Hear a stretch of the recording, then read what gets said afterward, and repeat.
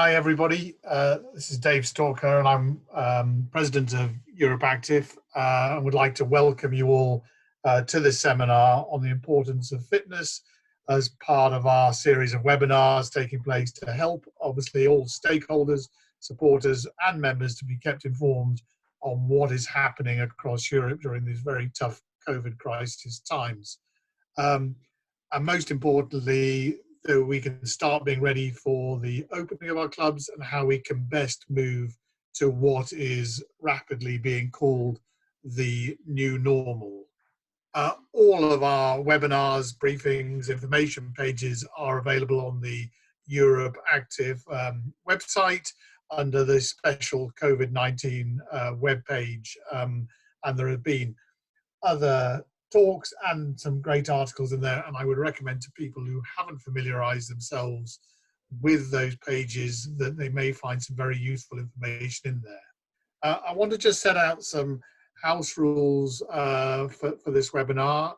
Thank you for turning off your videos and microphones. That is very helpful, and if they could remain off. There is no need to raise your hand to ask a question. Please just post those into the chat box, and allowing for time, we'll get as many answered by the presenters at the end of the presentation, and Cliff will lead that Q&A. And of course, if we can't deal with them all, we will follow up and then post these replies to you. This webinar is being recorded, so you can revisit if you miss information or pass this link to your colleagues. It'll be available within 24 hours on the COVID-19 web pages on the website, and the link I think is shown on that slide on your screen, or you just go to the EuropeActive main website and really it is quite obvious you can see the COVID link.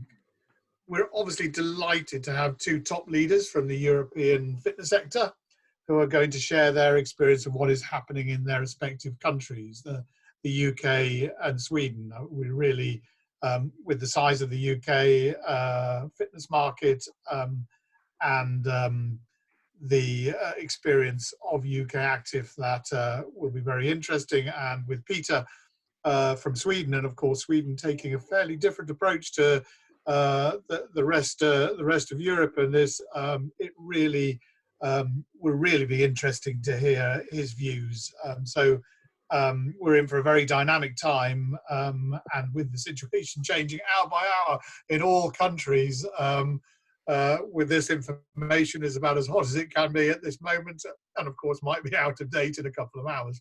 But really looking forward to this. It is clear that for fitness to retain its importance, we need to keep our profile high with politicians, policy makers, as well as being convincing that we can run our club safely into the benefit of the millions of members and users. And that is something where we really need to have our doors open and be speaking to each other and learning from each other in order to get this right as an industry and not be insular in our own personal visions.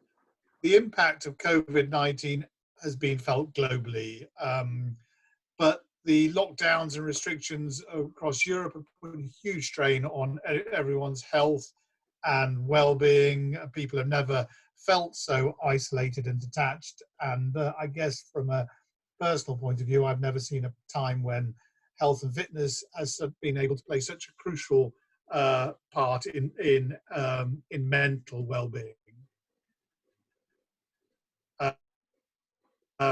So physical activity, more important role in our lives today than ever. We now, as an industry, have the power that activity can bring in boosting people's moods and getting that message over, reducing concern and making people feel healthier, happier, and socially connected. And I really think that that socially connected is crucial.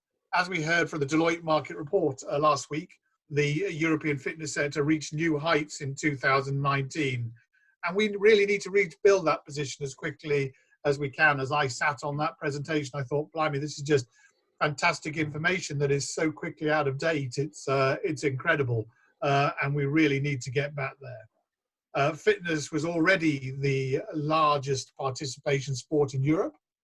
And with the awakening of digital possibilities, exercising at home, it is in our interest to ensure we press the message at every level that fitness is important and how we all come together under that, that message. So what I'm going to do now, it is my pleasure to introduce, I will say that I'm introducing Huw, I think, who's controlling the slides. So if anything goes wrong here on in, that's the man to blame. So Huw Edwards, the CEO of ukactive, who has been working with other partners to develop a 4-point approach to supporting the UK physical activity sector through the impact of COVID-19. So great to welcome you. Over to you, Huw. Thank you very much, David. Good morning, everybody, and appreciate the opportunity provided by David and the team at EuropeActive to give an update on the work that we're doing in the UK with the UK operator base. I just want to, what I'm going to set out here is a work in progress in some respects, and it's where we've got to in this stage, but it will no doubt resonate, hopefully, with people on this conference call and this webinar, and hopefully we're very keen to share the practice that we're experiencing in the UK with partners across the whole of Europe, and I think that's the best way in which we're going to try and get to a point where we are back to where hopefully we were in some point prior to this great crisis.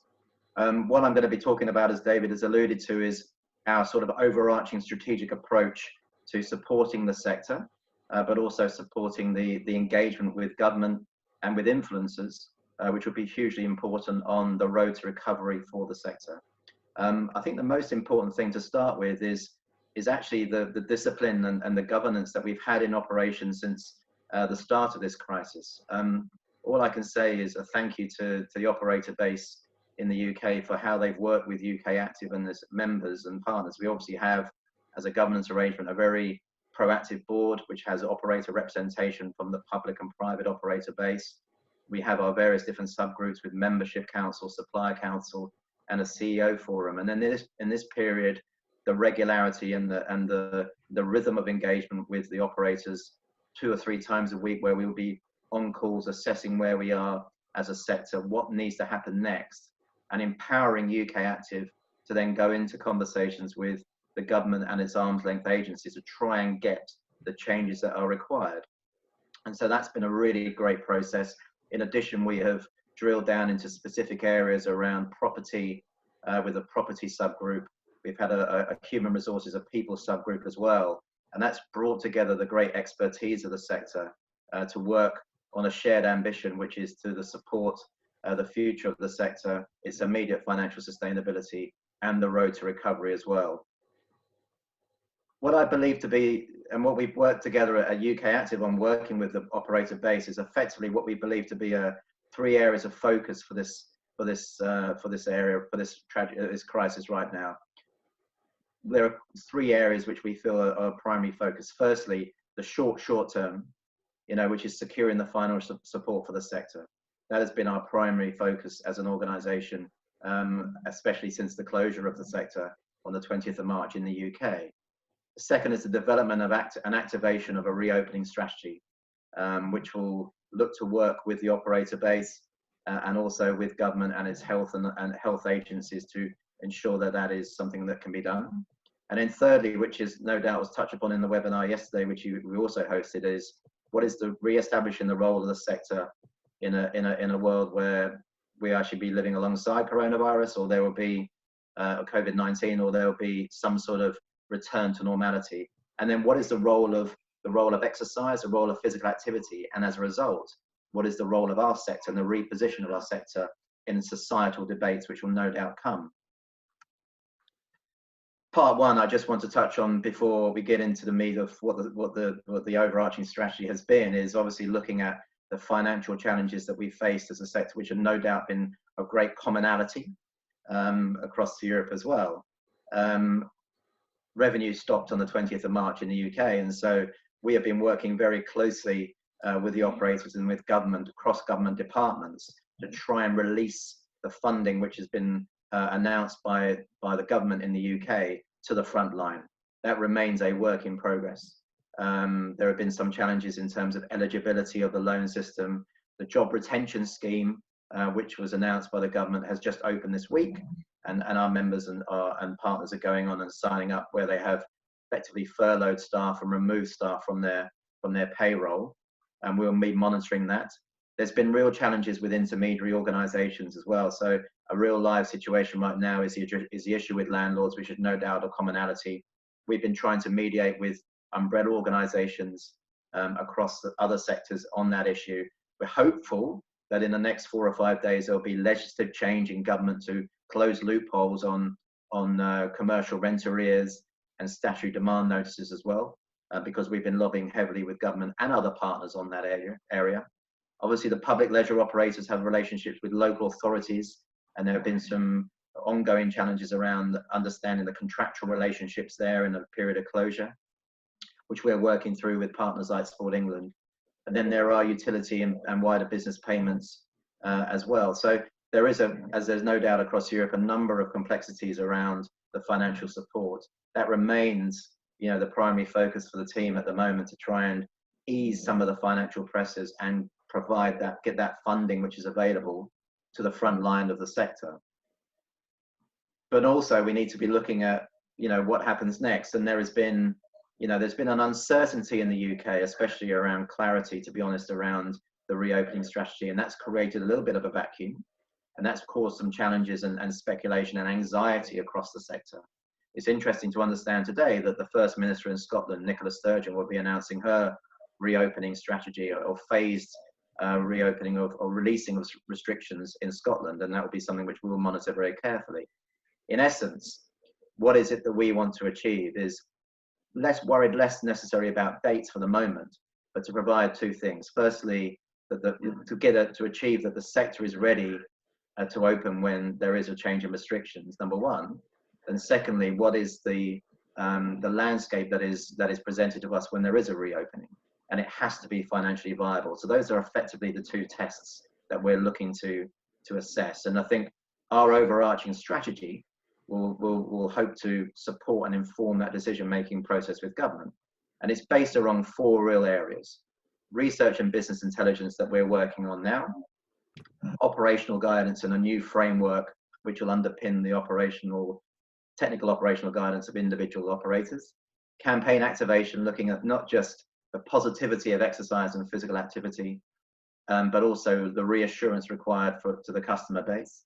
And then finally, government engagement, you know, really making sure that there's actually going to be an extension requirement of additional support in terms of funding, but also in terms of regulatory change, to ensure that if we expect to be a phased reopening and the phased and restricted capacity within our facilities, that is recognised in terms of financial and regulatory support. All this needs to be underpinned by a comprehensive and coordinated communication plan, which we will have working with the operators across a period of time as well. So looking into that in a bit more detail, you know, we are working with the 4 Global Data Hub on a piece of research which we kicked off about 10 days ago, which is a work in progress now, which is looking at 3 real areas. It's looking at an impact analysis, obviously, on the impact to the sector of the closure, you know, and working with the individual operators on that, looking at participation, members, finances, demographics, and priority groups going forward. The second is a key area for this piece of work. We're going to be modelling the sector recovery scenario after lockdown. We'll be looking at the short and medium term and looking at key segments that need targeting. And we'll be looking at that in different ways. We'll be looking at, obviously, scenario planning around reduced capacity. We'll be looking at scenario planning on a geographical basis. And we'll be looking at scenario planning which may restrict certain cohorts, certain age groups coming into our facilities as well. This will help inform some of the solutions and recommendations back to the sector. And so this is a piece of work which we're working in collaboration with Sport England on as well, which is one of the arm's length bodies of the government, sharing some of their data and their polling as well in terms of perceptions. And working with them, they're doing now a weekly polling on attitudes to exercise and attitudes when there are restrictions as well. So this is going to be a very important piece of work which Data Hub, working with the ukactive Research Institute, is undertaking right now. The second is around guidance, and this is something which we are in a consultative stage now with our operator base. and external partners like SimSpa and other operator agencies, and Sport England and government as well. We are circulating for comment and analysis right now a first draft of a framework which we'd look to reopen the facilities, every element of a customer's journey, and also work the implications around operational delivery, staff engagement, etc. This is looking at facilities, the operational setup, and obviously the work with people and customers and with staff. Fundamentally, we need to find the right balance with this piece of framework, which is something which is going to be achievable to get through the necessary validation of virologists, but also pass the government tests as well. So this is a piece of work which we are now circulating amongst our operator base and our membership base for consultation, and we will hopefully have the framework completed by the end of this calendar month. It is a very important piece of work because ultimately it will hopefully show to government proactively that there is a coordination and a great piece of unity amongst the sector when we go into those conversations with government around the reopening approach. And this is something which we are obviously learning and looking at other countries as well in terms of some of their best practice. So this is something which we're out for consultation on now, working with the operators, getting that feedback, getting the medical validation as well, and then we'll hopefully be able to then take into government at the end of this calendar month. The thirdly is campaigns, and this is primarily working on campaigns that will support the sector getting back to business, and also public confidence as well. So as well as being B2B, is also be B2C as well. In some respects, it will be similar to the work we do around National Fitness Day, where we'll be supporting our operator base with resources and guidance to drive demand, and that will basically break into two areas: guidance, case studies, assets that we'll be providing across our membership base, but also looking at customer messages, looking at key groups, looking at what is going to provide the reassurance to customers to come back in when we know there's going to be, from the polling that we've seen, some anxiety about returning to our fitness and our centres and our member centres. So we're looking at the development of those toolkits now and those guidelines now for the sector, which will hopefully be ready by the end of May, start of June. And we're also working very closely with the Sport England campaign, Join the Movement, which is looking at the celebration of activity. Now, in addition to that, I know that my team's been having conversations with David and with what EuropeActive and the European Commission around a milestone sort of activity hour, which we will look to coordinate across Europe as well, which will hopefully be something that we can all collectively leverage about in our own countries around the importance of exercise, the importance of our sector in the recovery from this crisis. So this campaign material is going to be really important, and we'll work very hand in hand with the framework guidance that is going to be seen and agreed by the operators and hopefully by government as well. And then finally, in this strategy is obviously continued financial support and regulatory change from government. We recognise that in a phased open, there will be levels of social distancing. Our chief medical officer in the UK talked about that last night, where he feels that returning to a normality as we knew before the crisis may well go hand in hand with the levels of vaccination. We don't know when that's going to be, and that will be very sobering for all of us in terms of our sector. So we need to find a way that makes any reopening financially viable for the sector. And so our team will be lobbying heavily government to look at options around extending the support for staff for the job retention scheme, maybe in a reduced capacity if we are at reduced capacity opening, looking at what EuropeActive has done a lot of work on around VAT levels and other financial stimulus. And we will also be retaking back to government, the proposal to extend the cycle to work scheme to include gyms and home equipment as well.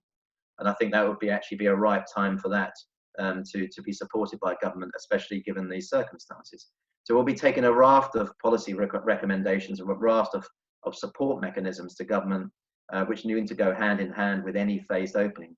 It is those twin tests really to make sure that we are fit for opening, we meet all the guidelines set out, but actually the landscape is financially viable for us to open.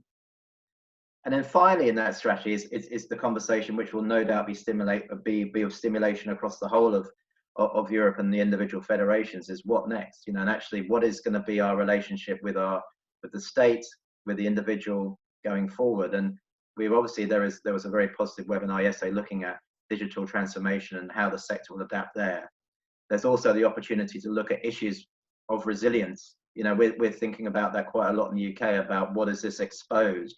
It's exposed an issue around individual resilience and people who've been more susceptible to COVID-19, who maybe have underlying health issues, and resilience of institutions. The National Health Service in the UK has been kept going by the brilliant workforce, which has basically gone beyond the call of duty, when in fact the institution has failed, in some respects. And that is what we need to look at going forward. What is the role of, how do we make sure that the issue of well-being underpins all policy recommendations that the UK government provides?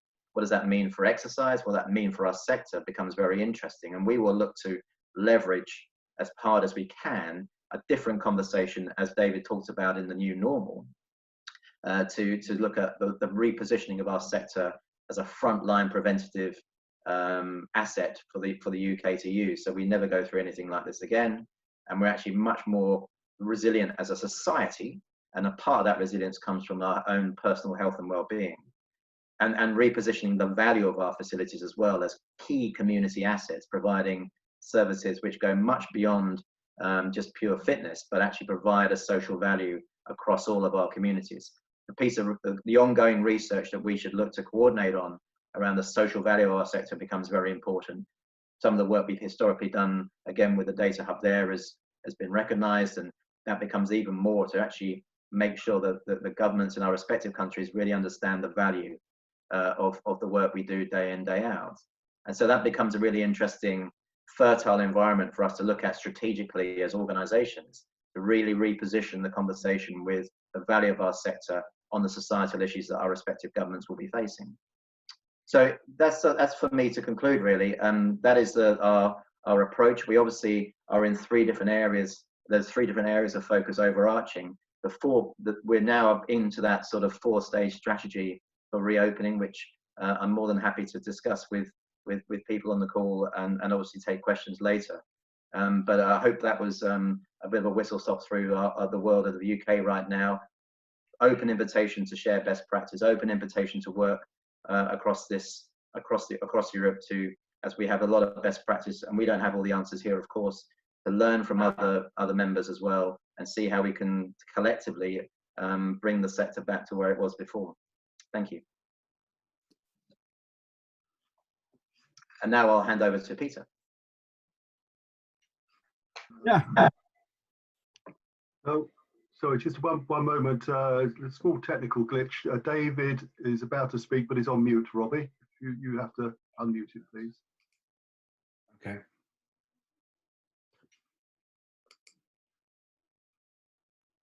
Okay, can everybody hear me? I assume they can. Peter, put your hand up and then I'll know you can hear me. Okay, thank you. Sorry about that delay, but for some reason I was muted. Thank you, Huw. Can I just remind everybody to post questions in the chat box, which we'll take at the end of Peter's presentation. And picking up just one point from Huw, I think there was lots of points there, but I would like to emphasize is the preliminary plans. We are proposing to have an incredible Europe-wide activity event on Saturday the 30th of May. That's EuropeActive, UKActive and other groups. And we are in action and planning with the European Commission, and based on what we'll all know is a successful European Week of Sport, to ignite a sort of, was going to be hashtag Be Active Hour of simultaneous physical activity across Europe. That activity can be done in the home as a family unit, amongst groups living together, and hopefully will help those who are currently feeling lonely and isolated, and something that brings us all together with an element of fun, and also at the Commission level emphasises the importance of our sector. As Huw mentioned, there's been this social distancing message, and I really feel it shouldn't be. It's kind of a bit of physical distancing, but it's social connectivity that comes through through activity and through people being able to do things together. Anyway, moving on to the second presentation, I'm really delighted to welcome Peter van den Brink, who is CEO of I think it's KlubbSverige. I hope I got that correct, Peter. And I apologise if I didn't, but that's my best British attempt at pronunciation. Obviously, during the COVID crisis, clubs have stayed open in Sweden, and so there's really important lessons to be learned from their experience on how to manage their clubs and their members. So great, welcome to the seminar. Over to you, Peter. Thank you very much, David. Yeah, for those who don't know, KlubbSverige is the right wording. We are a business-oriented network that mainly work with independent clubs and smaller gym chains. And we started up in 2005, mainly as a smaller network with gym owners and a structured sort of travel pass for their members in the end. Today, we're representing it's a little bit different today. We're representing over 200 member clubs and have about 250 clubs in the travel pass. So it's changed over the years. And in the last 3 years, we turned into work with more questions that will affect the whole fitness industry and the common health for the Swedish people and so on. That's why we wanted to become a national association for the EuropeActive as well. Today we deliver services more to the industry in total than we did before. So that's a little bit about just KlubbSverige. I'm just gonna give you a short view of the Swedish market as well. We're about around 1,800 clubs operating in Sweden, and we do have a group of leading regular operators that hold approximately 50% of the total market, and around 10 to 12% of the market are not-for-profit clubs, like, for example, Friskis and Svettis with around 80 clubs. The largest operator in Sweden is Nordic Wellness. They're a chain with about 250 clubs. And as you all know, we have a high percentage of penetration among the population, but we at the same time have one of the lowest average membership fee in the whole Europe. So now over to the actual situation. As you all know, Sweden made a different strategy compared to a lot of other countries in the world, and especially here in Europe. And this strategy is based on a specific group of experts' recommendation. And the thought was, and it still is, to step by step instead increase the restrictions rather than close down the whole society at once. So we can, in a slower way, can get a larger part of the population infected and reach some kind of group immunity. If this strategy is good or not, we only know in the future, I would say. But there has been quite some restrictions and regulation, of course, for the society, and I just point out some of those that has special impact for the business, for the industry we're working in. So one of those is if you're feeling any symptoms, you should be at home or not working or other activities.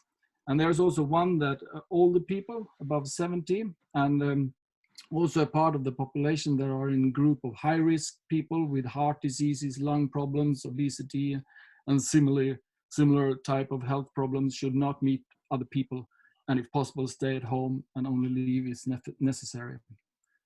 On the leisure sports side, there are no matches, cups, competitions for senior leisure sports clubs are allowed, but for the younger, it's not only allowed, it's also recommended to keep the business going. If I point out some restrictions that has been positive, if something can be positive in this time, as long as the training session will be held following the common recommendation, the leisure sports clubs can organize those as normal. Of course, not sports with a lot of physical activities. And this is the same for the fitness and health clubs as well. And the physiotherapists and trainer coaches and so on are allowed to run the business as follow. And if they stay strict to the restriction of keeping social distance and as long as possible. And we also have that we still are allowed to be a group of up to 50 people. So those are the points that the infected has an impact on our business. One other thing in Sweden that has been positive for the industry is the message all the time from the experts and the government during this crisis of being keep up your exercise routine and keep on training and so on. But no doubt about it, this situation has, of course, a huge negative impact of the Swedish health and fitness industry and the rest, like the rest of the society. And I will also clarify that there has been, and it still are, a large discussion in Sweden if this strategy has been the right one or is it the wrong. And this goes on among experts and on the street among people as well. So, but if we look at it in an economic point of view, we hope that this strategy, we kept the wheels spinning, even if they've been spinning very, very slow. When it all started, we saw a lot of panic actions. The clubs were not following the restrictions and made their own decision and closed down their clubs totally. Probably, my own speculations, because they thought maybe Sweden is going to close down as well, and we're going to get some goodwill points out of that. The fact that they did this had a large negative impact on the business in total, and the discussion on social media and also in the regular media was quite aggressive. Members in other clubs wanted their clubs to close down and thought it was irresponsible to stay open.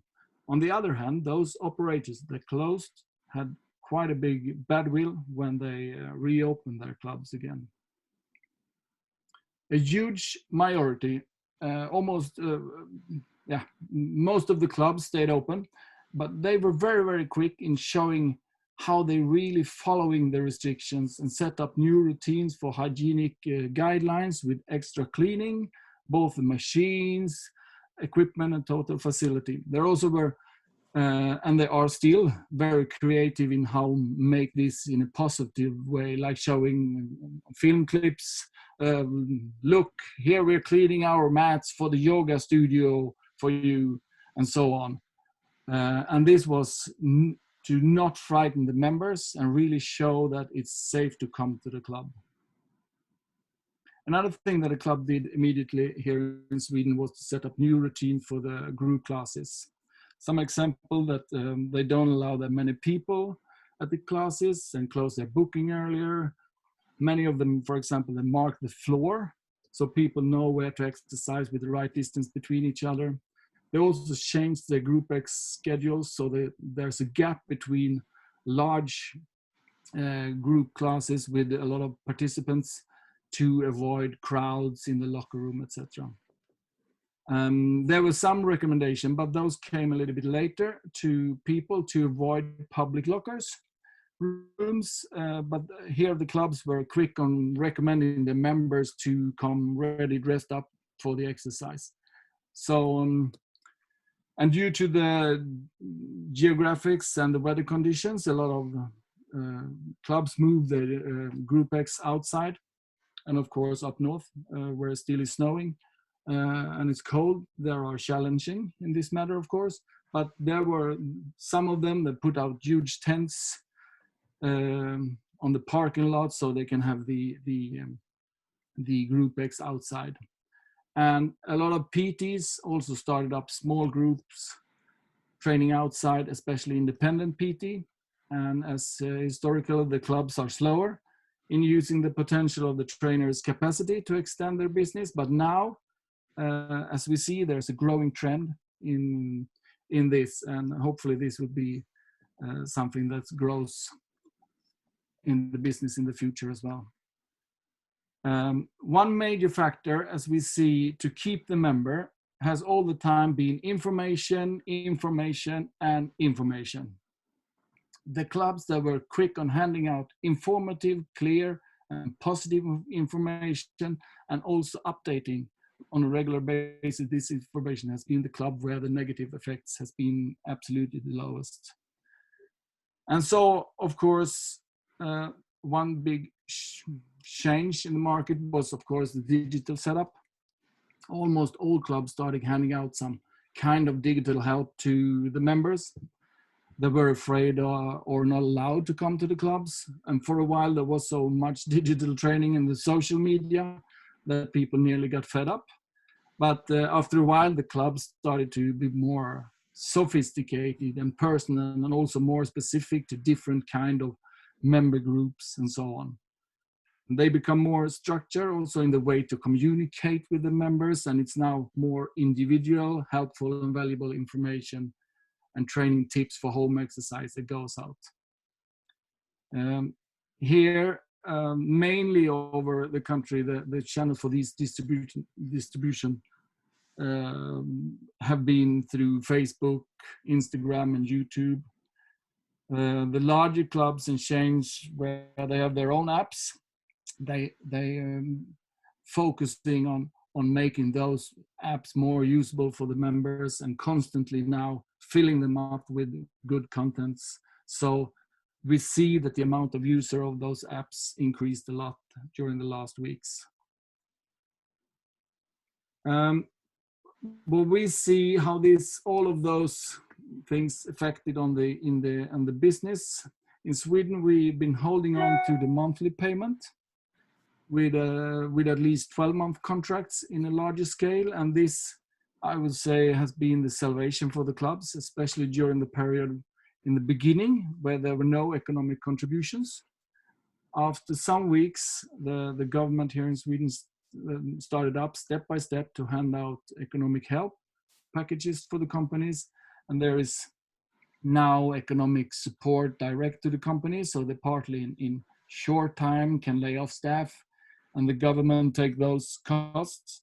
There's also contributions to the landlords so they can lower the rent to the tenants and in specific industries, and here now the fitness industry is included as well. A huge negative impact on the economic situation is, of course, a regulation that elderly people should stay at home. Here there's been a quite large dropout and frozen memberships. To follow those restrictions fully, the club should not offer any activities for these groups except from in a digital way. And probably it's the same in the rest of Europe. This group is not the most digital of the population. There was also a large group in the beginning of members that ended their membership just because of scary messages from media and discussions in social media. And the largest group, as we see here, was the beginners that haven't got their exercise routine in place. So it was probably more of fear than of an economic reason. But we will say, thanks to the monthly payment in long-term contracts, the way the clubs handle the restrictions guidelines and handed out information to the members and the economic contribution, even if they've been small. Thanks to this, we haven't seen a big crash in the industry so far. And one thing that is important is that we haven't yet seen any crazy price reductions campaigns, and it seems that the industry so far has kept the price in an acceptable level, but we are still too low.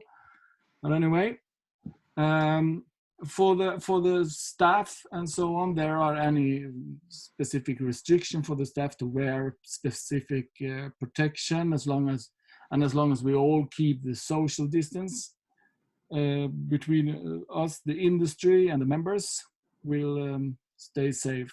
And it's the same with the hygienic restrictions, of course, clean your hands and so on.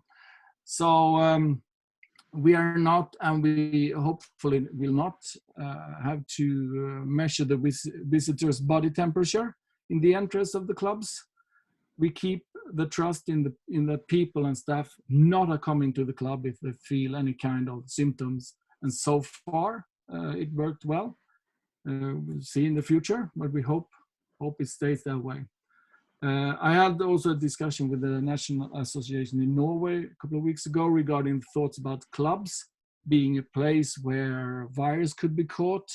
And here in Sweden, there has been a very small or not any discussions or media reflection about this matter at all. We feel that the industry in total has been very good at following the guidelines, and it's more been a feeling that fitness clubs are a safe place to visit, though people with any symptoms and illness don't go to the gyms. One important thing here is the gym must be clear in the message to the members that they really should stay home if they feel ill. The final conclusion is up to date. This strategy worked well for the industry. We now see signs all over the country that the members are coming back to the clubs. Probably they are a little bit tired of exercising at home in front of a screen. It's not that fun. And during the last week, there's been more positive tone in regular media, for example, to encourage people to exercise. And there was also some reports coming out last week saying that especially people with obesity and smoking people are overrepresented in the affected group. And those reports show the population the importance of keep up a good health and in a way force people to come to our clubs. To end up this, to all countries that now are lighting up your restrictions and going to reopening the society again,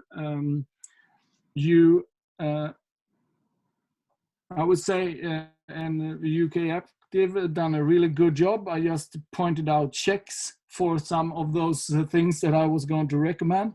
And there's, of course, making a good strategy for information and clear guidelines to all clubs so they do the same thing and not making their own decisions.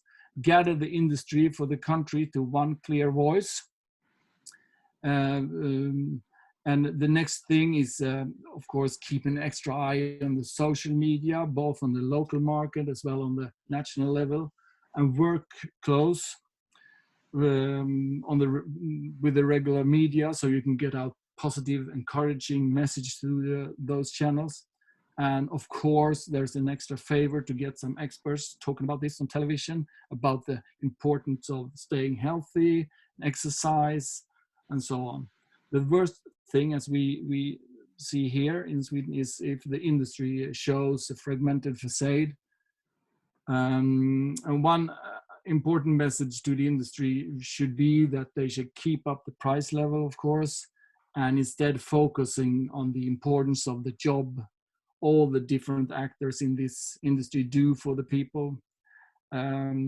We actually help the people to strengthen their immune system, and that will probably be what's needed in the future.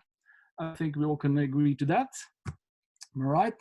So there were, even if it was short, it was some tips and some, but I think UKActive and you presented most of those tips, so we're on the same level. That was all from me. Thank you very much.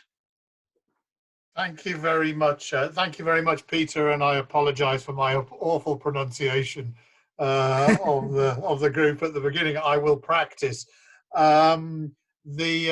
Really interesting, and it will be interesting, although I'm not sure we will ever really know whether the Swedish plan was the one who worked, because of course we end up seeing statistics which, are they all looking at the same data? Is it against deaths? Is it against density of population? Is it against, and you just brought up the really important bit on obesity and underlying health issues, but it's undoubtedly crucial that we will pay a crucial part, that health and fitness is seen as one of those things that works against it. The fitter you are, the better you're able to deal with this. So some really interesting information I'm going to hand over to Cliff. I've seen that some questions have started coming in. Please keep them coming in on the chat. So Cliff, over to you, and you can ask questions from the audience directly to Peter and Huw. Thank you, David, and thank you, Huw and Peter. Very interesting perspectives on what's been going on here.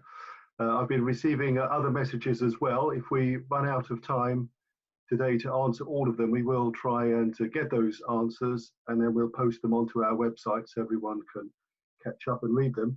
I was noting the importance you were making, Peter, about information, how to keep the confidence perhaps with the members that it is a safe place for people to go and exercise in clubs. What is the type of messaging? Is it has it been at a very local level, or have you been sending out information nationally as well? What exactly has been the focus? No, it's been mainly on the local level, because the regulation and the guidelines from the government has been quite clear, and it's been also quite easy to follow for the operators in the fitness industry as well. Most of them is on common sense, clean hands and things like that. And if you on the local level goes to your member and say, we're not only cleaning our hands, we're cleaning the facility with extra routines and so on. So it's been more on a local level. It hasn't been any national messages going out. And Peter, another question here directed towards you, that I think we can envisage that when clubs across Europe begin to reopen, there will be restrictions, and particularly you were mentioning the older members of clubs and those who are perhaps more vulnerable with their health, that they are encouraged not to go to clubs but to stay at home and keep isolated. Is there an indication of a percentage drop in the numbers of people going to the clubs? You were indicating perhaps there's a slight increase or take up now. What's been the picture? The picture, if we see it over overall the country, there in the larger clubs, there of course been also a larger decrease in the visitor amount of people visiting the clubs. On the local area with smaller clubs with more loyal members, there hasn't been that huge dropout as well. But we can count on that, at least if we put it down on a national basis, there is about 50% dropout of the visitor to the clubs. Not on the dropout of the membership, and more dropout of the visiting the clubs during the last weeks. But now it's turning a little bit. And Huw, I'm very much struck by the approach you have taken in keeping the profile of fitness sector very high. Obviously, there's a lot of competition out there from other sectors, want the attention of politicians and policymakers. How important to you has it been, the collaboration, the wider collaboration that you've had with other main stakeholders like Sport England, SimSpa and so on, in making sure your message is perhaps heard more clearly? Yeah, thanks Cliff. It's a really good question. It's been hugely important. I think, you're right, there is an almighty sort of fight for the oxygen right now and the airtime around this debate, legitimately from every other sector in the UK who has perhaps some commonality of issues. There's probably two areas there. I think working very closely with SimSpa, with Sport England, with the government, to be fair, and having a clarity of ask has been really important. And I've been very, very encouraged and by the partnership collaboration that we've had with Tara at SimSpa and with the team at Sport England, and also with the operator base. I think the added bit would be, we've actually seen some really interesting cross-sectoral developments and partnerships, working very closely with UK Hospitality, working very closely with the British Property Federation, maybe not natural bedfellows of the organisation, but have common aims. And actually, that united voice across sectors has actually been very powerful in accessing government, the ears of government, and actually trying to get some of the changes which support the financial issues and challenges that the sector is facing right now. Thanks very much. So I think in many European countries, there is government financial support in various ways to help small businesses, fitness clubs included. I know that, Peter, in Sweden, there is government funding to help the businesses stay open. How long do you expect that money to last for? And how critical is it to making sure that the clubs remain open today with presumably a reduced revenue stream? Now the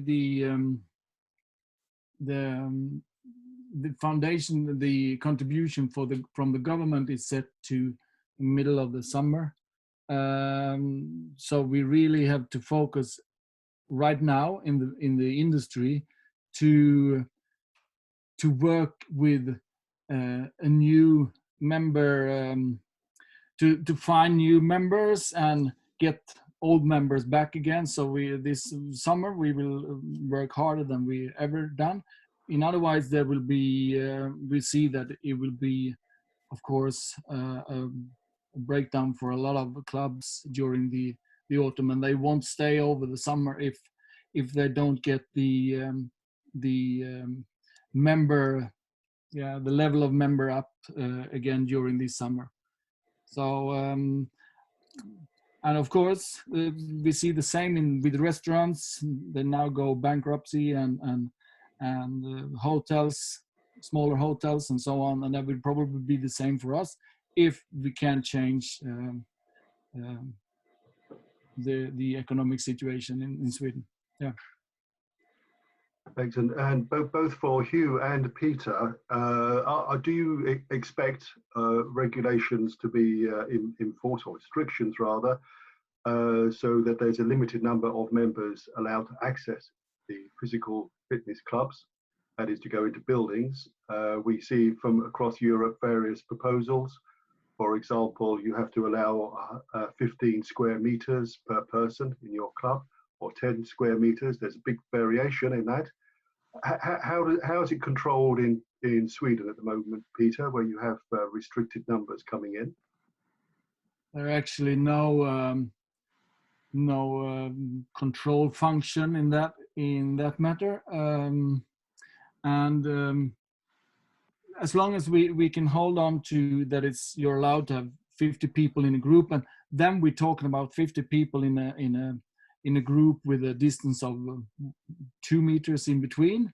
So the most of the clubs can have the gym open as it is, and of course, like the common sense to see that it's not a queue outside walking in at the same time and so on.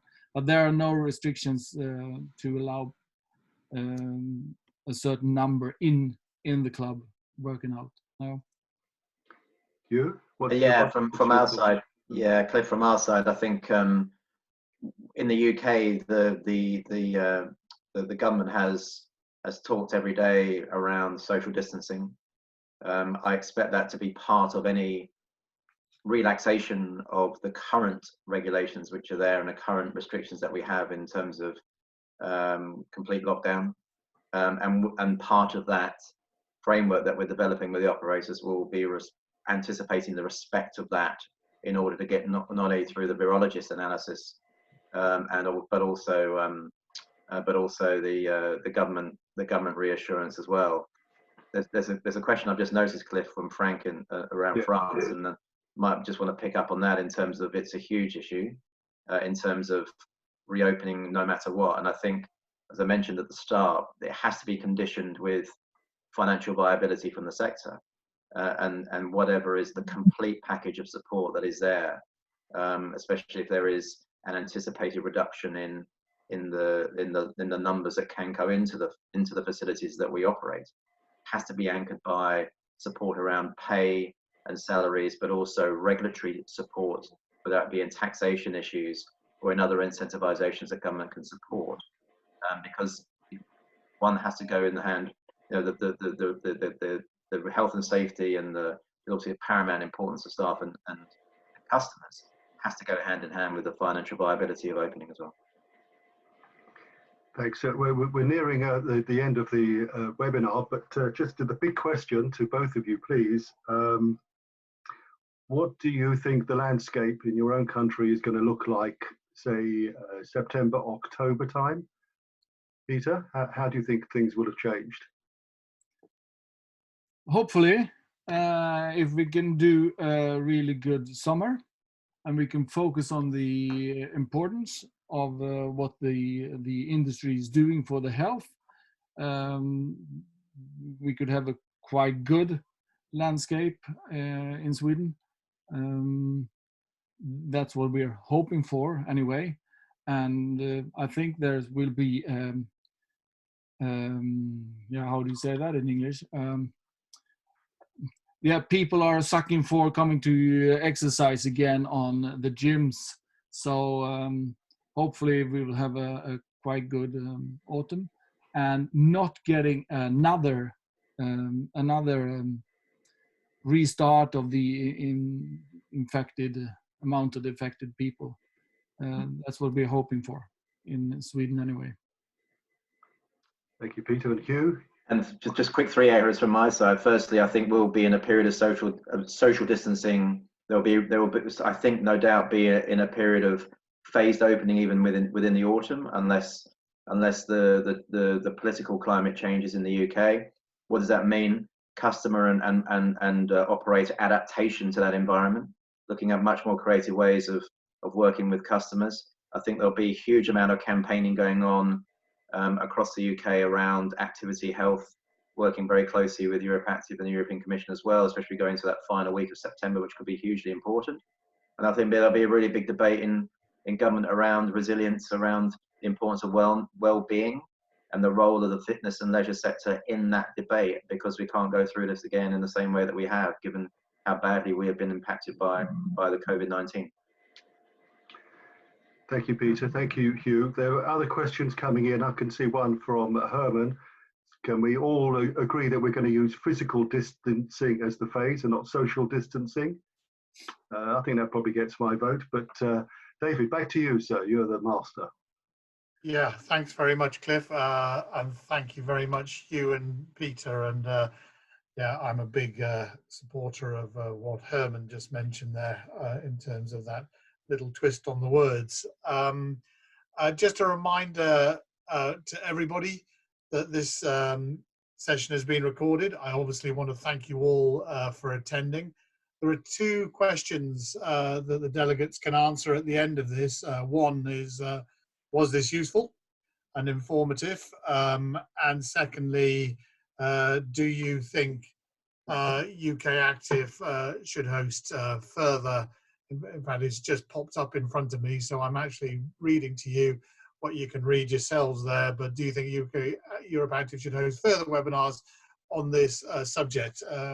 We're finding at EuropeActive that these seminars across the field are highly supported, from literally 300 and 350 people down to 100 or 40 or 50 people when the subjects are more specific, and we are learning so much from each other, which is fantastic. So we've hit the 11 o'clock on my clock in British summertime, 12 o'clock for all you guys over in Europe. So just a big thank you to everyone. Thank you to Cliff for answering those questions. A last thank you to our 2 speakers, Huw and Peter. Have a great day, keep smiling, and let's do what our industry does and make a difference to the health of Europe. Thank you, everybody. Goodbye.